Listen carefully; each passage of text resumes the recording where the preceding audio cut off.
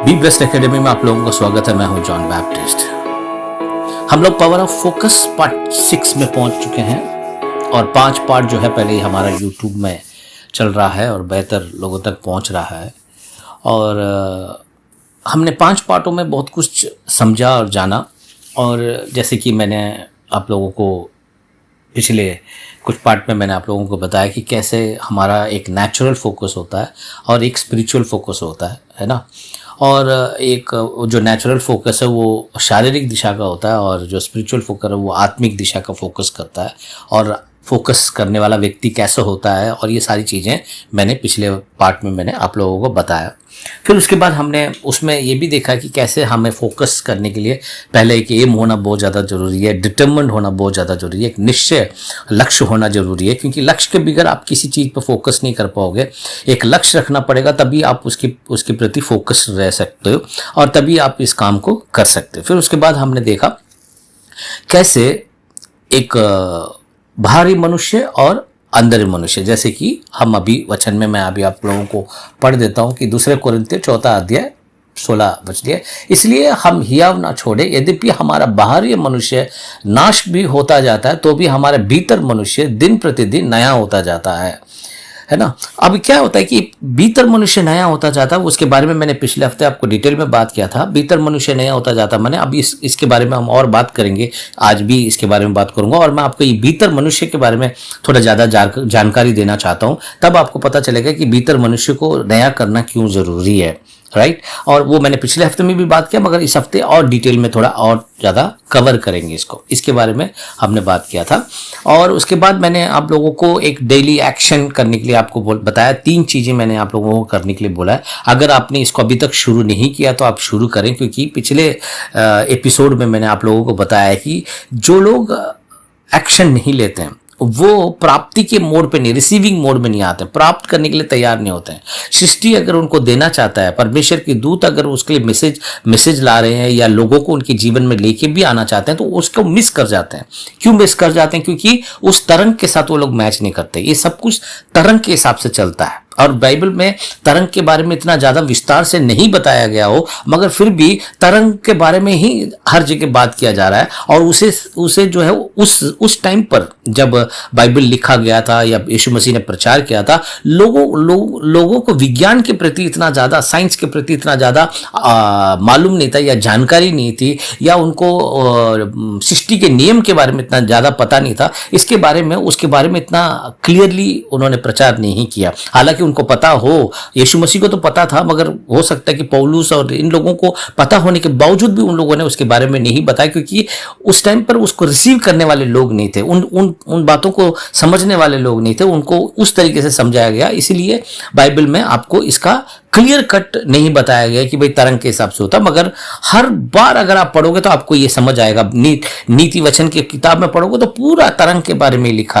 हुआ है। यीशु मसीह का प्रचार पूरा तरंग के बारे में लिखा हुआ है, तो इसको समझना पड़ेगा। और आपको कोई व्यक्ति अगर समझा दे तो आपको समझ आ जाएगा कि वाकई में बाइबल जो है इसके बारे में बात कर रहा है, राइट। और रिसीविंग मोड में होना बहुत ज़्यादा जरूरी है, क्योंकि अगर आप प्राप्त करने के मोड पे नहीं हो, है ना, प्राप्त करने के मोड में नहीं हो, अगर आप प्राप्त करने वाले तरंग में नहीं हो तो चीज़ें आपके पास आकर भी चली जाएंगी, आपको पता ही नहीं चलेगा, है ना। आइडिया आएगा पर आइडिया को आप समझ नहीं पाओगे, है ना। लोग आएंगे, लोगों को यूज करना, लोगों को यूज तो गलत वर्ड है। लोगों से कैसे वो लोग आपके लिए कुछ करने आए मगर आप उसे स्वीकार नहीं कर पाओगे। तो कई सारी ऐसे अपॉर्चुनिटीज हम लोग छोड़ देते हैं। अपॉर्चुनिटीज माने मौके जो है हम खो देते हैं, क्योंकि हम रिसीविंग मोड में नहीं है। रिसीविंग मोड में नहीं होने का सबसे बड़ा कारण यही है कि आप कंटिन्यूटली उस तरंग में नहीं हो। और कई बार जब आप तरंग में नहीं तो रिसीविंग मोड में नहीं होने की वजह से आप उन बातों को समझ ही नहीं पाओगे, यदि अगर आपको मिले, आपके पास मौका आए भी तो, है ना। तो यही होता है रिसीविंग मोड में। मैं रिसीविंग मोड के बारे में पिछले हफ्ते मैंने डिटेल में बात किया है और कैसे मैंने उदाहरण भी दिया आप लोगों को, कैसे वो 5-10 कुंवारी जो दुल्हन के साथ जाती हैं और उनके साथ एक लाइट लेके जाती हैं, उसको मैंने इसके साथ कनेक्ट करके बताया आपको, ताकि आप लोगों को समझ आए कि ये जो हमें रिसीविंग मोड में प्राप्ति के तरंग में रहना कितना ज़्यादा जरूरी है। और प्राप्ति के मोड की रुकावट क्या है वो यहाँ प्रचार नहीं करेंगे, वो हमने एक अलग अलग मोड, अलग जगह रखा है जहां मैं इसके बारे में डिटेल में बात करूंगा, तो वो मैं आपको बाद में बता दूंगा आप कैसे इन चीज़ों के बारे में ज़्यादा जानकारी ले सकते हो और सीख सकते हो, और कैसे आप ही नहीं सीख सकते हो, आप दूसरों को भी सिखा सकते हो, राइट। चलिए, और दूसरा अभी इंपॉर्टेंट बात क्या है कि अगर आप सही मानने में अगर फोकस में मास्टरी करना चाहते हो, यदि अगर आप सोचते हो कि भाई मेरे को फोकस रहना है और मैं फोकस में मास्टर होना चाहता हूं, तो आपको दो चीजें आपको समझना है। आज मैं एक और चीज को लेके आया हूं आपके पास, आपको और डिटेल में समझाने के लिए। दो चीजें हैं आपके पास। अब देखिए, एक है फोकस, जो आपको जो नहीं चाहिए उसके ऊपर फोकस करना, जो नहीं चाहिए है ना, या आपके लिए जरूरी नहीं है ना, उनके बारे में फोकस करना, या जिसके उसके बारे में फोकस करना जो आपके लिए बहुत ज्यादा जरूरी है।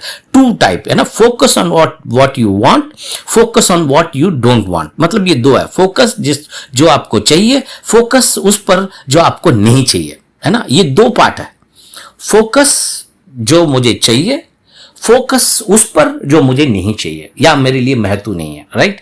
तो मगर इन दोनों में एक बहुत इंपॉर्टेंट बात आपको यह समझना है कि जो मुझे नहीं चाहिए उस पर फोकस आपको करने की जरूरत नहीं है, क्योंकि वो ऑटोमेटिकली उसी पर फोकस जाएगा आपको। ये ऑटोमेटिक है। क्यों ऑटोमेटिक है, मैं अभी थोड़ी देर में आपको बताता हूं, राइट।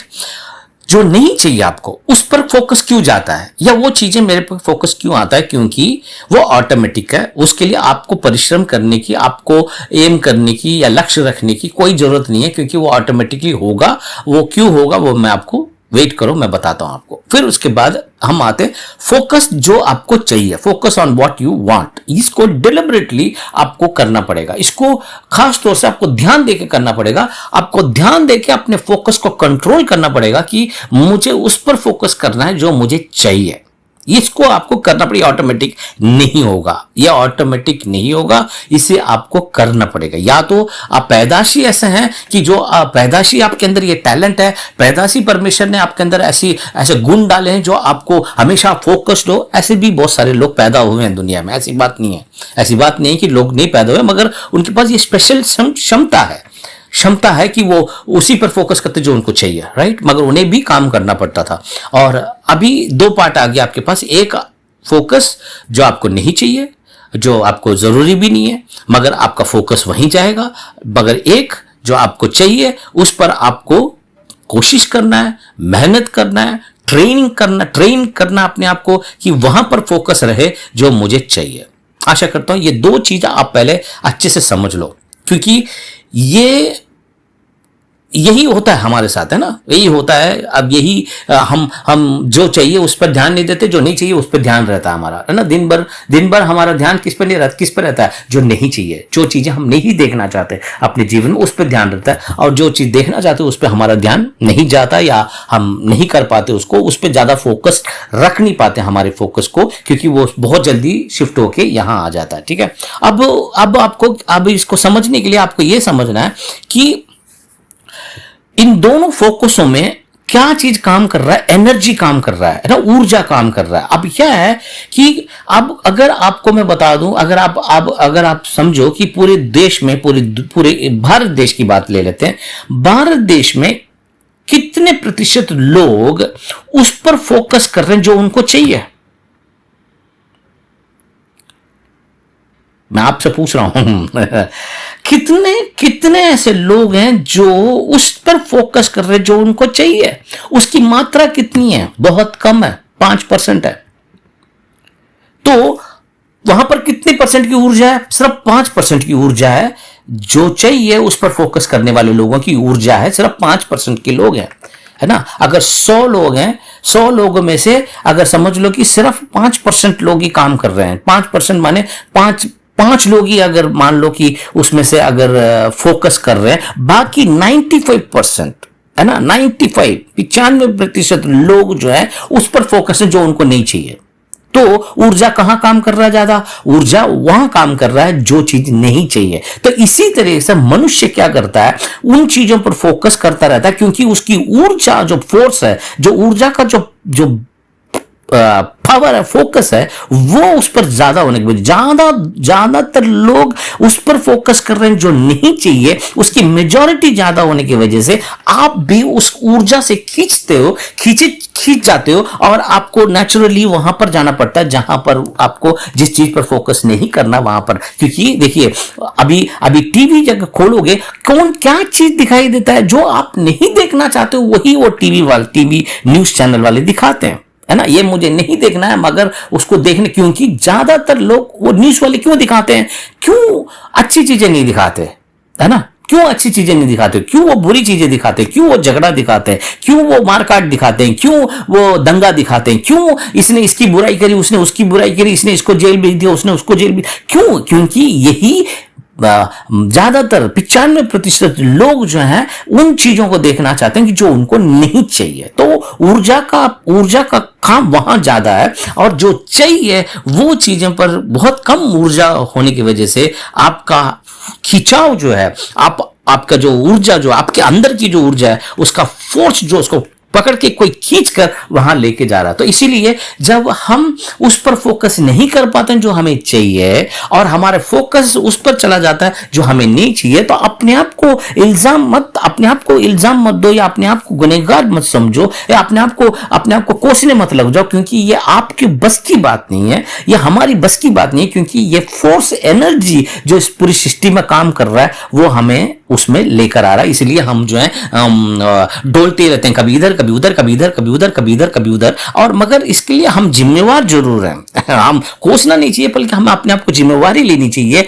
अपने आप को ट्रेन करना है कि ये खिंचाव तो है मगर मैं उस 5% में रहना चाहता हूं जो लोग फोकस्ड हैं।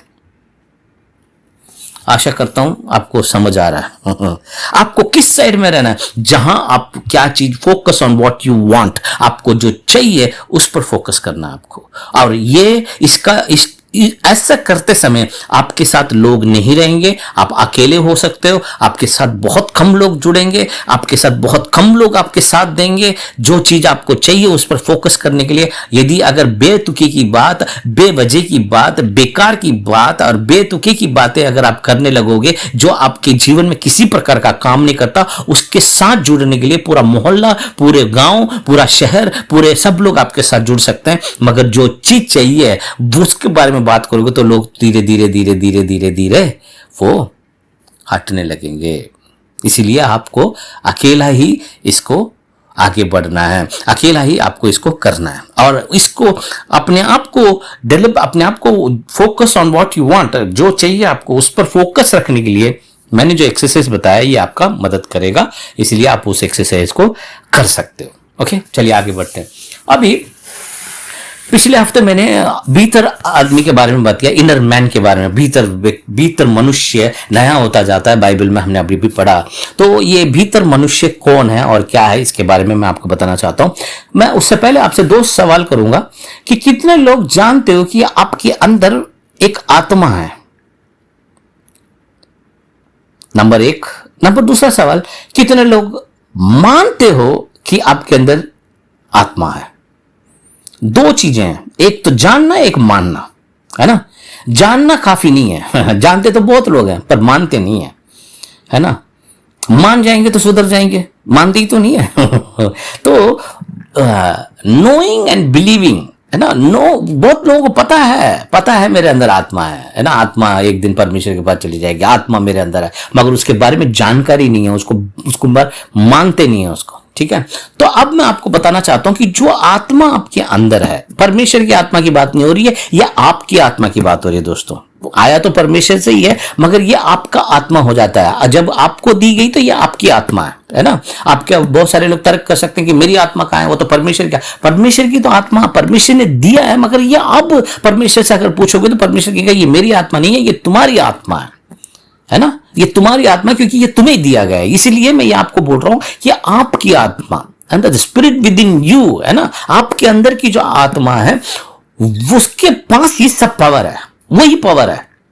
उस आत्मा के अंदर पावर नहीं है तो आप कुछ नहीं कर सकते।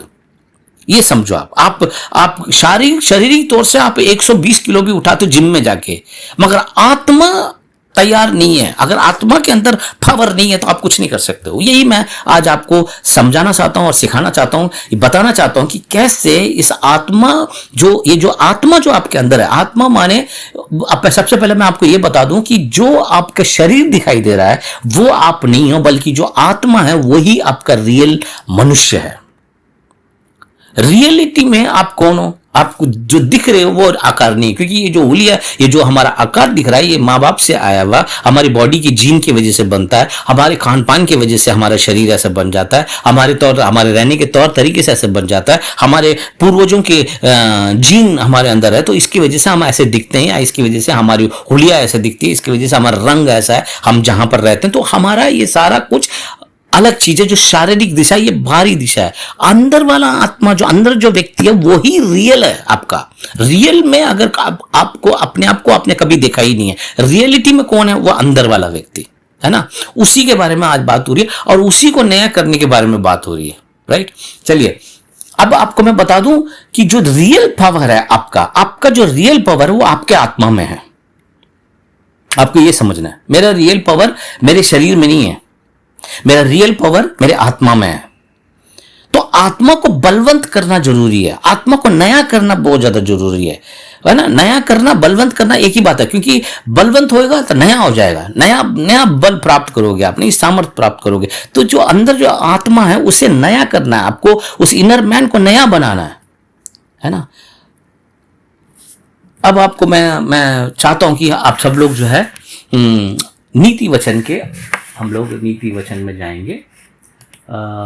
18वां अध्याय 14 वचन पढ़ेंगे। 18-14 प्रोवर्ब 18-14, ठीक है। सब लोग ओपन कर लो 18-14। अब यहां पर देखिए, रोग में मनुष्य अपनी आत्मा से संभलता है। अब मतलब इसको सिंपल तरीके से, बीमारी में उसको कौन संभालता है? उसका आत्मा उसको चंगा करता है। कहने का मतलब यह है कि अगर कोई व्यक्ति बीमार है तो उसका आत्मा उसको चंगा करता है। हेलो अगर कोई व्यक्ति बीमार है तो उसको चंगा कौन करता है? चंगा डॉक्टर नहीं करता, चंगा दवाइयां नहीं करती, वो एक मीडियम है, एक वो सिर्फ शरीर को ठीक कर सकते हैं। पर आत्मा क्या करता है? आत्मा एक व्यक्ति को चंगा करता है। आप बीमारी के बारे में मत सोचो, अपने पर्सनालिटी के बारे में सोचो कि आपको सही करने वाला कौन है? आपकी आत्मा है। यही वो बता रहा है, रोग में मनुष्य अपनी आत्मा से संभलता है। मतलब आत्मा, उसके आत्मा होगा तो आत्मा से संभलेगा। मैं उसको और डिटेल में अभी थोड़ी देर में आपको समझाता हूं। रोग में मनुष्य अपने आत्मा से संभलता है। फिर उसके बाद का, परंतु जब आत्मा हार जाती हो तब इसे कौन सह सकता है? मतलब कहने का मतलब कि आत्मा ही तुम्हें संभालता है। अगर आत्मा ही हार मान ले, है ना, आत्मा हार मान ले तो कौन संभालेगा? है ना। इसी को मैं बोलता हूं, ये जो पर्सनैलिटी जो आपके अंदर है, जो आप खुद हो, ये आप हो, ये जो आत्मा हो आप हो। इसलिए वो कह रहा है कि भाई अगर तूने हार मान लिया तो तेरे को कौन संभालेगा? अगर तूने हार मान लिया, तूने गिव अप कर दिया है, तूने छोड़ दिया, तो तेरे को कौन संभाल सकता है? कोई नहीं संभाल सकता, क्योंकि जो पर्सनालिटी, जो मेन व्यक्ति है, जो अंदर है, उस व्यक्ति ने हार मान लिया। वो कैसे मेरे आत्मा क्यों हार माना? वो तो परमेश्वर, मैं इसलिए बोला कि अब वो परमेश्वर की आत्मा नहीं है, अब वो आपकी आत्मा है। परमेश्वर ने आपको आत्मा दी है, मगर वो आत्मा अब आपकी हो चुकी है। अब वो आपकी आत्मा है। परमेश्वर चाहता है कि वो आप उसको हैंडल करें, उस आत्मा को। वो आत्मा को आपने करना। कैसे होगा? जब आत्मा हार कैसे मान जाएगी? कौन हार मान रहा है? अब देखिए मैं आपको बताता हूं, इसमें बहुत सुंदर नीति वचन है ये। इसमें लिखता है कि अगर आत्मा ही आपको चंगा करता है, अब देखिए, आपको चंगा करने वाला आप खुद हो। हेलो, सब लोग सोच रहे परमेश्वर चंगा करता है। परमेश्वर चंगा करता जरूर है, परमेश्वर की चंगाई तो है ही है, मगर अगर आत्मा तैयार नहीं है, अगर आत्मा में वो बात ही नहीं है, तो फिर कैसे चंगाई आएगी भाई? अगर आत्मा में वो बात नहीं तो कैसे चंगाई आएगी? अगर आत्मा के अंदर वो चंगाई का पावर ही नहीं है, आपके अंदर वो बात ही नहीं है, इसको बोलते हैं पर्सनालिटी। अगर वो पर्सनालिटी ही चंगाई वाली नहीं है तो कैसे शरीर चंगा होगा? कैसे जीवन में चंगाई आएगी? क्योंकि ये जो स्पिरिट है, जो जो आपके अंदर आत्मा है, वो ही आप हो। हमें लग रहा है कि ये जो ऊपर से दिख रहा है वो हम है, या वो तो शरीर है, मगर ओरिजिनल में कौन है? ओरिजिनल में हम अंदर जो आत्मा है। मेरे आत्मा की स्थिति कैसी है? मेरी आत्मा की स्थिति आज डरावनी है ना। अगर मैं आत्मा में डर रहा हूं तो क्या होगा? आत्मा में डर पैदा हो जाता, अंदर पैदा हो जाएगा। तो डर पैदा हो गया तो फिर वो आत्मा मेरे को मदद नहीं कर पाएगा, क्योंकि मैं डर गया हूं। मैं सिर्फ बार बार से नहीं डरा हूं, मेरा आत्मा ही डर गया है। मेरा आत्मा, मेरी आत्मा है वो, और वो डर गया है है ना। जब आत्मा हार जाती तब कौन इसे ठीक कर सकता? कौन ठीक कर सकता है? परमेश्वर ही ठीक कर सकते हैं। और ये परमेश्वर भी कैसे ठीक करेंगे जब आत्मा ही नहीं रेडी है? एटीट्यूड जिसको बोलते हैं। अगर कैसे होगा सर ये? कैसे इसको थोड़ा और विस्तार से समझाएं। विस्तार से मैं ये समझा रहा हूं। अगर मान लो कि अगर आपने हार मान लिया, तो आप ये समझो आपने हार मान लिया, तो समझो आत्मा ने भी हार मान लिया। आपकी आत्मा ने भी हार मान लिया, क्योंकि आप और आपकी आत्मा अलग नहीं है। इसीलिए हमें हार नहीं मानना चाहिए, क्योंकि यदि अगर हम हार मान जाएंगे तो हमारे अंदर जो इतना प्रभावशाली आत्मा रखी गई है, जो हमारे शरीर को चला रहा है, हेलो, हमारे शरीर को चला रहा है। हमारी शरीर को कौन चला रहा है? हमारी आत्मा चला रहा है, जो हमें दिखाई नहीं दे रहा। जो ओरिजिनल मैन है वो उसे चला रहा है अंदर। जो आत्मा ही हार मान जाएगा। अगर मैं हार गया हूं, अगर मैं हताश हो गया हूं, निराश हो गया हूं अपनी, और मैं ये मान गया कि मैं खत्म हूं, तो आत्मा भी खत्म है। आत्मा के पास भी कोई सामर्थ नहीं बचता, क्योंकि वो आपके साथ मिक्स होकर चलता है। तो अब आत्मा को बलवंत करना या आत्मा को नया करना कितना जरूरी है? क्योंकि जितना ज्यादा बलवंत मेरी आत्मा होगी, उतना ज्यादा बलवंत मैं रहूंगा अपनी चीजों को सही करने में। लोग कमजोर कहां हैं? लोग कमजोर इस वजह से हो जाते हैं क्योंकि कितना बढ़िया लिखा है, देखो ये तो रोग में मनुष्य अपनी आत्मा से संभलता है। मतलब उसका आत्मा उसको संभलता है, क्योंकि उसके आत्मा के अंदर वो पावर है। क्योंकि अगर वो मान जाए कि मैं ठीक हो सकता हूं, अगर मैं चंगा हो सकता हूं, अगर मैं इससे बाहर आ सकता हूं, परमेश्वर मुझे इससे बाहर निकाल सकता है, तो क्या होगा? तो आत्मा इस बात को मानकर उसके लिए काम करने लगता है। अगर उसने कहता नहीं, मेरे को तो लग रहा है कि मेरे को कोई उम्मीद ही नहीं है, तो आत्मा कहता ठीक है, क्योंकि आत्मा आपकी है, वो वैसी की वैसी सुनकर करता है। हेलो, सुनकर करता है। जो आपने कहा उसने सुना और उसने वो कर दिया। आत्मा का काम इतना ही है। आत्मा अपनी मर्जी नहीं चलाता।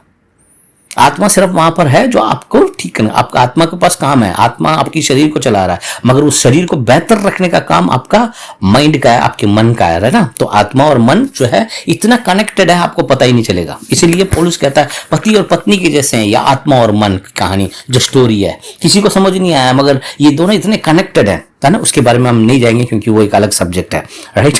तो समझ आया आपका? आपके अंदर जो आत्मा है वो आप वही हो। आपको लग रहा होगा कि ये मेरा हुलिया है, ये मेरी सेहत है, मैं मोटा हूं, मैं पतला हूं, मैं ये है, ठीक है, मगर आपकी आत्मा की कंडीशन कैसी है? आत्मा की कंडीशन आपके मन पर आधारित करता है। आपके मन में कितना विचार आपके कैसे हैं, उन विचारों के। और दूसरा सबसे मेन बात क्या है कि आपका फोकस सबसे ज्यादा काम करता है। आप किन चीजों पर फोकस करते हो?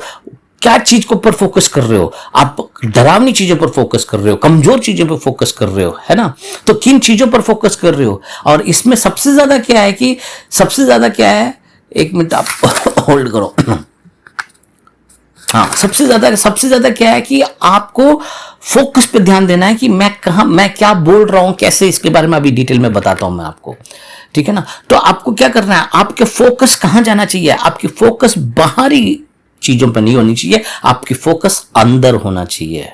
अंदर, इस अंदर वाला व्यक्ति स्ट्रांग है कि नहीं है? ये जो मैं हूं, मैं असली में मैं अंदर से स्ट्रांग हूं कि नहीं है? मैं बाहर से तो दिख रहा हूं, बड़ा जिम कर रहा हूं, ये कर रहा हूं, वो कर रहा हूं, बॉडी बना रहा हूं, मैं फलान कर रहा हूं, मगर आत्मा जो है विचलित है। आत्मा के अंदर डरावना है, आत्मा डरपोक है, आत्मा विचलित है, आत्मा परेशान है। तो जब चैलेंजेस आएगा, जब कुछ भी होगा, तो आप टिक नहीं पाओगे, क्योंकि आत्मा स्ट्रांग नहीं है, पावरफुल नहीं है ना। चलिए,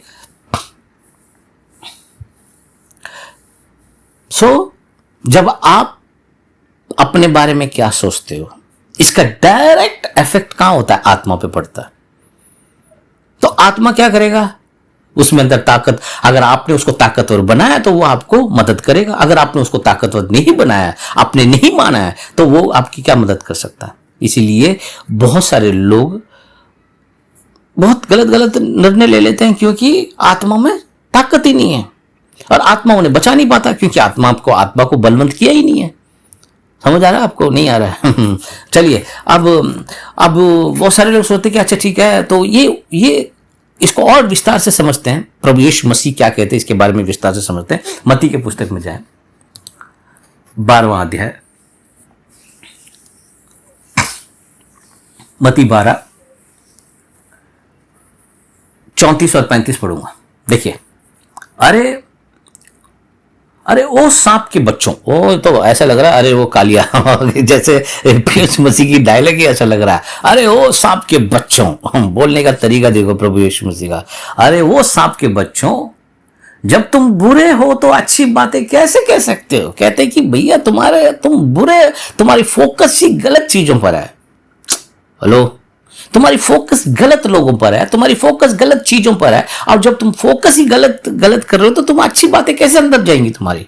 तुम बुरे होकर अच्छी बातें कैसे कह सकते? ये एक ट्रांसलेशन इतना बढ़िया नहीं आ रहा है, ये पता नहीं कौन सा मैंने रखा हुआ ट्रांसलेशन। व्यक्ति के शब्द जो उसके मन में भरे हैं, मतलब कि मन में जो चीजें जाती हैं वही उससे निकलता है, उसके मुंह से निकलता है। एक अच्छा व्यक्ति जो अच्छे उसके मन में इकट्ठा है, उसी से अच्छी बातें निकलती हैं, जबकि एक बुरा व्यक्ति जो बुराई उसके मन में है, उसी से बुरी बातें निकलती हैं। मतलब आपको सबको मालूम है ये वचन, मन के भले भंडार से भली बातें निकलती हैं, बुरे भंडार से बुरी बातें निकलती हैं। तो अब कहने का मतलब यह है कि अब हम अपने आत्मा को कैसे इसको कनेक्ट करते हैं, है ना? अब देखिए, अभी क्या होता है, आपको इसको बड़ा डिटेल से समझना है। डिटेल से कैसे समझोगे आप? मान लीजिए कि आपको कई बार ये सोचते हैं कि हम लोग कि भाई हमारी फोकस, कई बार हम ये सोचते हैं कि हमने तो कभी हमारे बारे में सोचा नहीं है, हमने तो गलत नहीं सोचा। ठीक है, आपने गलत अपने बारे में तो नहीं सोचा होगा, मगर आपकी फोकस किन लोगों के ऊपर है? अगर आपने कमजोर लोगों पर ज्यादा ध्यान देते हो, बीमार लोगों पर ज्यादा ध्यान देते हो, मगर आपका फोकस अगर उन्हीं लोगों पर है, अगर उन्हीं लोगों की बातें आपके दिमाग में घूम रही है और उन्हीं तरीके की बातें अगर आप बोल रहे हो, ठीक है, तो मन के भले भंडार से भली बातें निकलती हैं और बुरे भंडार से बुरी बातें निकलती है। पहले हम क्या करते हैं? पहले आपको सबसे पहले यह समझना है कि आपका मन किस चीज से भरता है। पहले मन को भरने का सबसे बढ़िया, अगर आपको समझना हो तो मैं आपको एक बात समझाता हूं। मन भरता है तो पिक्चर से, उसके पास एक मेमोरी कार्ड है ना? मेमोरी कार्ड है उसके अंदर, हम सबके पास है मेमोरी कार्ड। उस मेमोरी कार्ड में कुछ चीजें स्टोर हो जाती हैं, है ना? अगर मान लो कि आपने आज से 15-20 साल पहले कोई गाना सुना होगा, राइट? अचानक से वो गाना सुनोगे तो उसका आपको पता चलेगा अगली कड़ी इसमें कैसे होगी, उसका अगला म्यूजिक कैसे होगा, क्योंकि वो आपके मेमोरी कार्ड में स्टोर हो गया। सिर्फ ये गाने और म्यूजिक की बात नहीं है, घटनाओं की बात भी ऐसी है कि हमारे पास एक मेमोरी चिप है, उस मेमोरी में ऐड हो जाता है और उस मेमोरी को डाल के रखा है परमेश्वर ने मन के अंदर, उस मेमोरी कार्ड को अंदर डाल के रखा है। तो वो क्या करता है? वो प्ले करता रहता है, वो मेमोरी को प्ले करता रहता है। वो मेमोरी जब भी उन चीजों के बारे में सुनोगे तो तुरंत ही आपकी मेमोरी वहां पे ताजा होने लगती है ना? तुरंत ही आपकी मेमोरी ताजा होने लगती है। और ये पिक्चर के जैसे भी है, पिक्चर के कैप्चर कर लेता है। एक पिक्चर में कैप्चर, अगर एक बीमारी का पिक्चर अगर आपके अंदर है, बीमारी की पिक्चर को आपने कैप्चर कर लिया, अगर आप फोकस्ड उस बीमारी का, तो वो आपके अंदर छपने लगता है और आप अपने आप को वीक समझने लगते हो, है ना? कुछ लोग कहेंगे नहीं, हम लोग उन चीजों पे फोकस नहीं करते। ठीक है, आप अपने बारे में तो ऐसे फोकस नहीं करते हो, मगर आप जिन लोगों के बारे में फोकस करते हो, अगर मान लीजिए कि मैंने जैसे बताया आपको, आप उस पर फोकस कर रहे हो, उन पर फोकस्ड हो आप, जो आपको नहीं चाहिए, तो क्या होगा? आप अपने लिए तो नहीं मांग रहे हो, मगर आपने फोकस उन लोगों पे किया है। फोकस ऐसे लोगों पे करने की वजह से आपके आत्मा में भी वो पिक्चर छपने लग जाती है। कमजोर लोगों पर फोकस करना,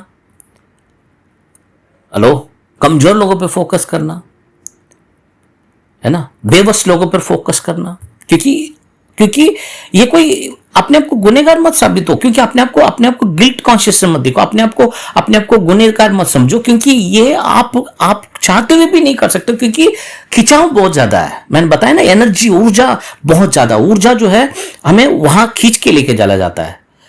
हमें जो नहीं चाहिए उस पर फोकस करना, क्योंकि ये हम ऐसे संसार में जी रहे हैं, ऐसे लोगों के बीच में जी रहे हैं, क्योंकि इतने सारे लोग हैं। मैंने बताया ना 95% लोग जो हैं अपने गलत चीजों पे फोकस हैं। तो आप कैसे बच सकते हो? अगर आपके अंदर स्ट्रांग डिटर्मिनेशन पावर नहीं, आपने दृढ़ निर्णय नहीं लिया, आपने प्रैक्टिस नहीं किया, आपने ट्रेनिंग नहीं लिया, आपने ट्रेनिंग से इस काम को नहीं किया, तो आप कैसे कर सकते हो? नहीं कर सकते, क्योंकि आप उस खिंचाव से खींच जाते हो। तो हम क्या करते हैं, नेचुरली, है ना, कुदरती, हम उन चीजों पर फोकस करते हैं। हम अपने लिए तो नहीं बोल रहे हैं, मगर हम फोकस कर रहे हैं उन लोगों पर आत्मा को तो नहीं पता ना। आत्मा नहीं जानता इसके बारे में। आत्मा का काम क्या है? जो भी आपके पास पिक्चर, आपके माइंड में पिक्चर छपता है ना, चक चक चक चक करके वो आत्मा में प्रिंट होके चला जाता है। इसको अगर सही से समझना हो तो मैं आपको उत्पत्ति के पहले अध्याय में लेके जाऊंगा। वैसे ही खोलेंगे नहीं, पढ़ेंगे नहीं, वैसे ही मैं समझा दूंगा आपको कि परमेश्वर जब आकर खड़े हुए, आत्मा मंडरा रहा था। वो किसकी आत्मा थी? वो परमेश्वर की आत्मा मंडरा रहा था, और वहां पर सब कुछ बेडोल सुनसान पड़ा था और अंधेरा था, राइट। और परमेश्वर ने सबसे पहले क्या बोला? उजाला हो। उजाला हो गया। अब उजाला, परमेश्वर उस आत्मा को सिर्फ कमांड चाहिए कि उजाला हो, तो आत्मा ने जैसी परमेश्वर के अंदर के उस पिक्चर को समझ लिया, और पिक्चर जो है आत्मा में छप गया, परमेश्वर को क्या चाहिए।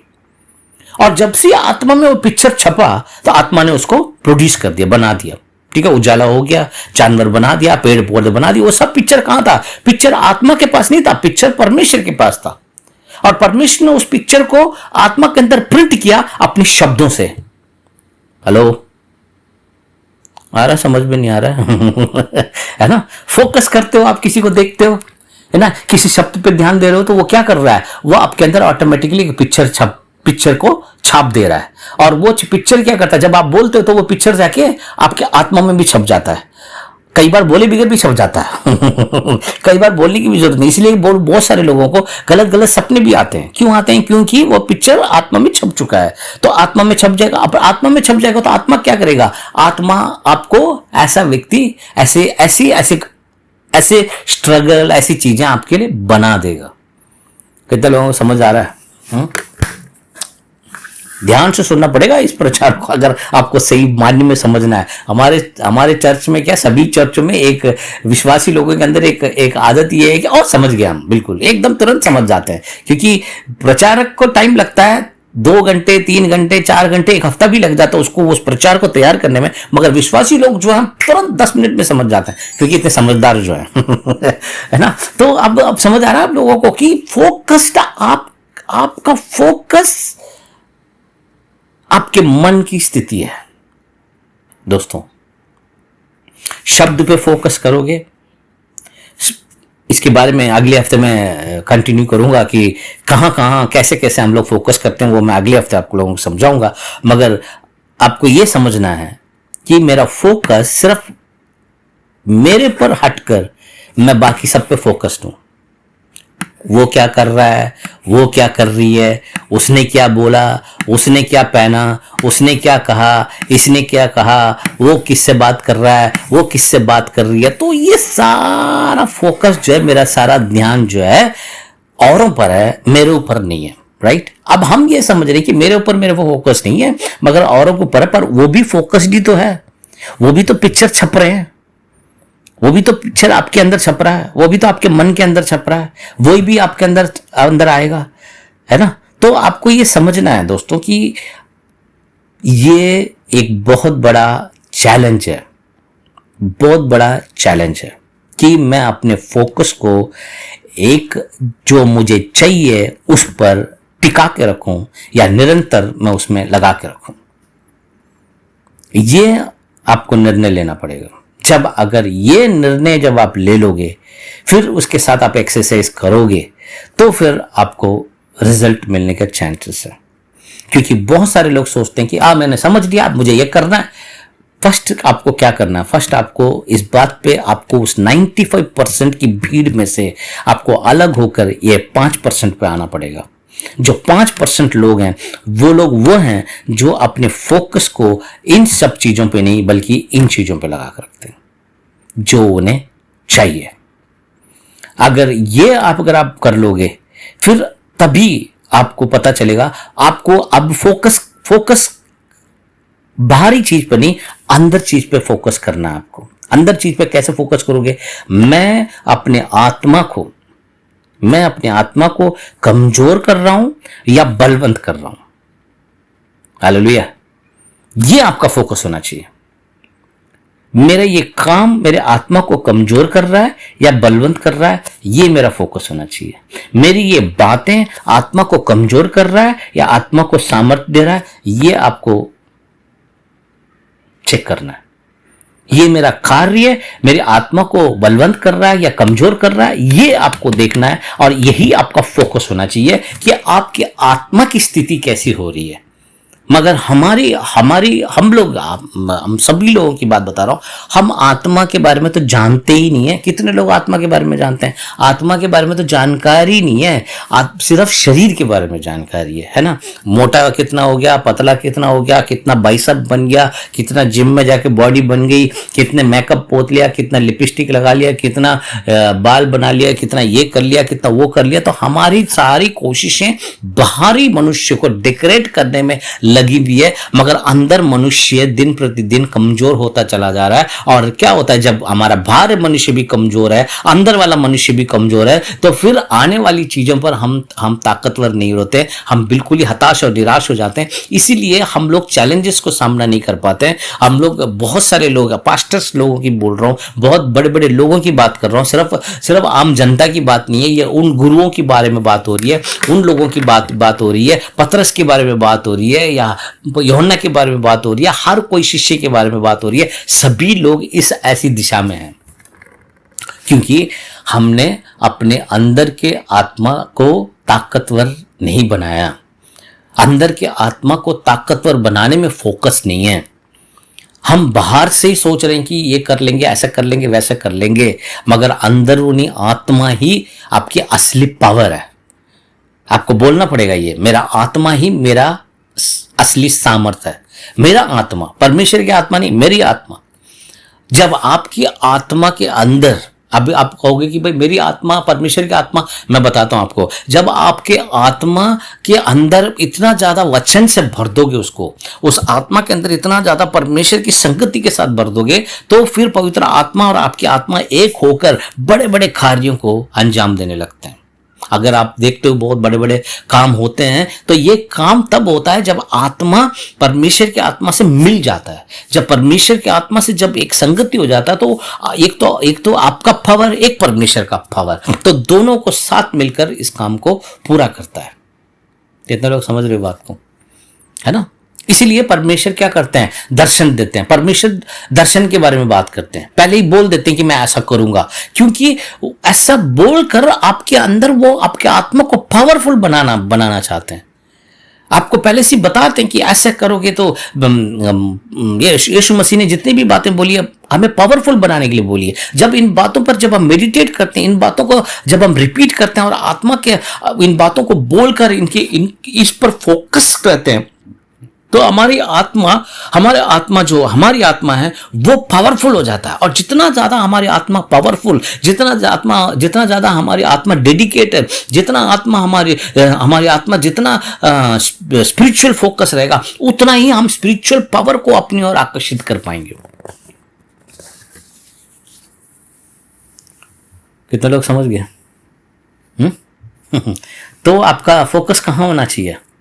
आपका फोकस आपके आत्मा को ताकतवर बनाने में होना चाहिए। अब आपके दिमाग में एक सवाल चल रहा होगा। अब आप ये कहोगे कि पिछली बार जब आपने पिछले हफ्ते में आपने ये बताया कि मुझे क्या चाहिए, मुझे घर चाहिए, पैसा चाहिए या सेहत चाहिए, मुझे ये गोल रखना चाहिए।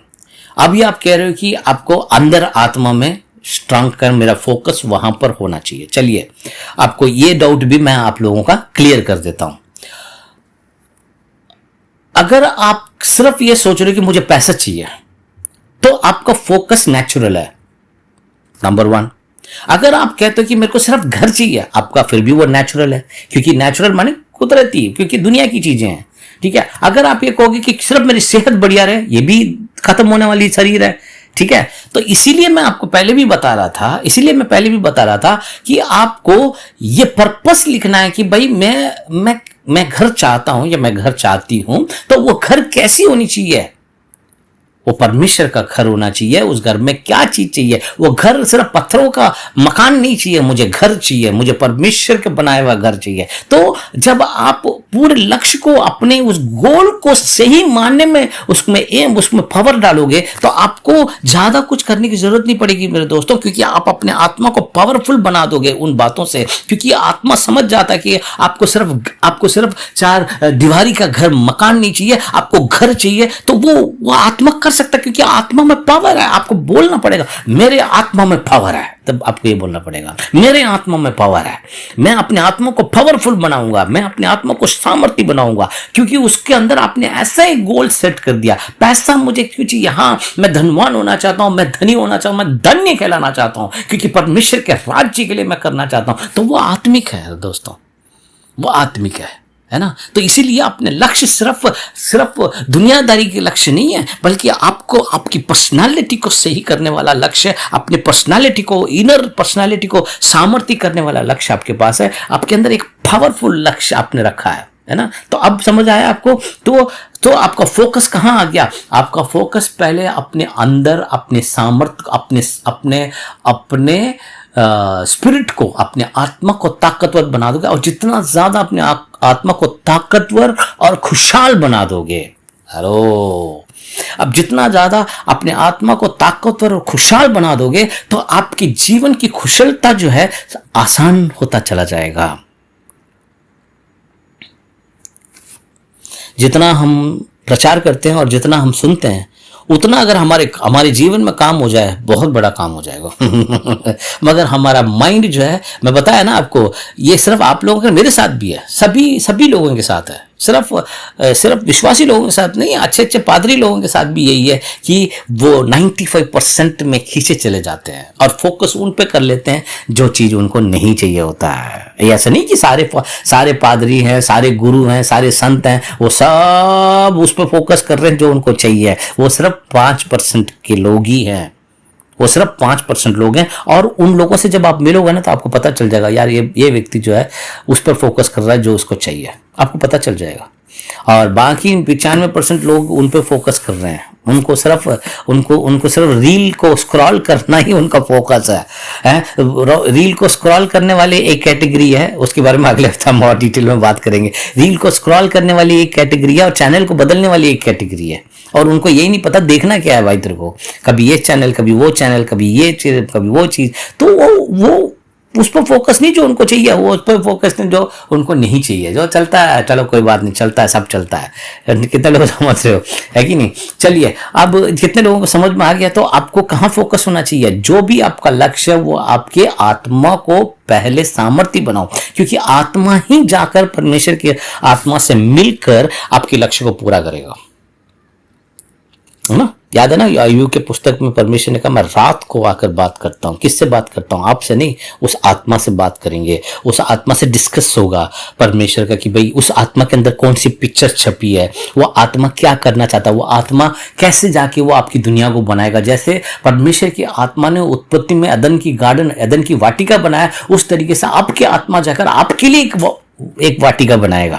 अगर उसके अंदर वाटिका वाले अंदर डालो, इसलिए मैं पहले भी एक बार प्रचार किया था मैंने आप लोगों का, गार्डन होना चाहिए, है ना। कई लोग हंसते हैं ऐसे गार्डन के बारे में जब मैं बात करता हूं, तो उनको असली में समझ नहीं आया कि गार्डन बनाने वाला आपका आत्मा, जो अंदर वाला व्यक्ति है, वो गार्डन। आप गार्डन बनाने की कोशिश करोगे नहीं होगा। आप अंदर वाला व्यक्ति जब चाहेगा, अंदर वाले व्यक्ति को अगर आप ये पिक्चर अंदर डाल दोगे, वो आपके लिए एक बेहतरीन गार्डन बनाए। जैसे परमेश्वर के लिए उसने अदन की वाटिका बनाया, वैसे आपके लिए भी एक बेहतरीन गार्डन बनाएगा वो आपके लिए, राइट।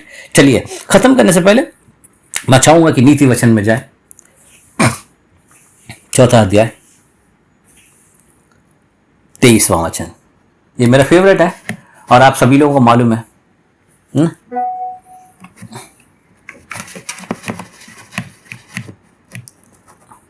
अब यहाँ पर देखिए पढ़ते हैं। अब मैं आपको हमेशा से हम पढ़ रहे हैं, सबसे ज्यादा अपने मन की रक्षा करके बारे लिखा। मैं आपको दूसरा एक ट्रांसलेशन पढ़ के सुनाता हूं, देखो कितना लिखा है। सबसे बड़ी बात यह है कि, देखो कितना अच्छा लिखा हुआ है, सबसे बड़ी बात यह है कि तू अपने विचारों के बारे में सावधान रहे। वाह, है ना। ये ट्रांसलेशन मेरे को बहुत अच्छा लगा। ये है Hindi Bible easy to read version, बहुत अच्छा लग रहा है मेरे को इसको पढ़ते हुए। बड़ा साधारण सिंपल सा लिखा हुआ है। सबसे बड़ी बात यह है कि तू अपने विचारों के बारे में सावधान रहे, क्योंकि तेरे विचार जीवन के नियंत्रण में रखती है।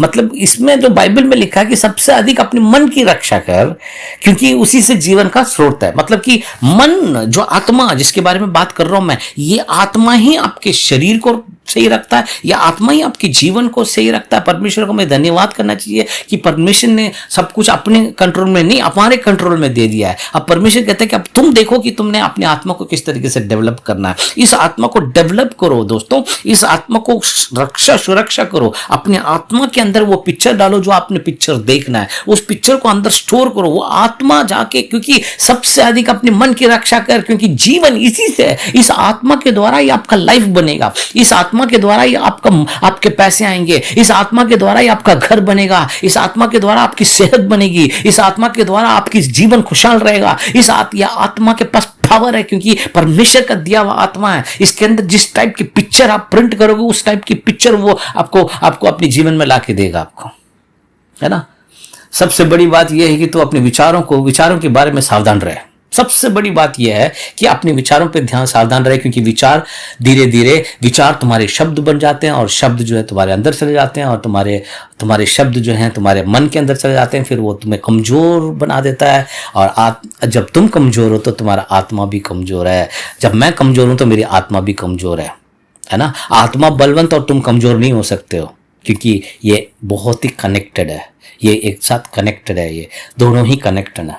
ओके, कितने लोगों को समझ में आ रहा है। सबसे अधिक अपनी मन की रक्षा कर, सबसे अधिक अपनी मन की रक्षा कर, सबसे अधिक अपनी मन की रक्षा कर, सबसे अधिक अपनी मन की रक्षा कर, सबसे अधिक अपनी मन की रक्षा कर, क्योंकि जीवन उसी से है, अपने मन से। तुम्हारे मन माने या अंदरूनी व्यक्ति, अपने अंदरून जो इनर मैन है ना, भीतर मनुष्य, उसको दिन प्रतिदिन नए होते चले जाओ। अब आप इस आत्मा के द्वारा, अब हमें परमेश्वर को धन्यवाद करना चाहिए। परमेश्वर आपने हम पर विश्वास करके, मनुष्य पर विश्वास करके अपनी आत्मा आपने दी है। अब परमेश्वर कहता है कि मैंने ये आत्मा दे दी है, अब ये तुम्हारे हाथ में है कि तुम इस आत्मा के द्वारा परमेश्वर की महिमा देखोगे, या जीवन के दर्द, दुख और दर्द देखते रहोगे। एग्नी बोलते हैं इंग्लिश में, है ना। दर्द, पीड़ा देखना चाहते हो, है ना।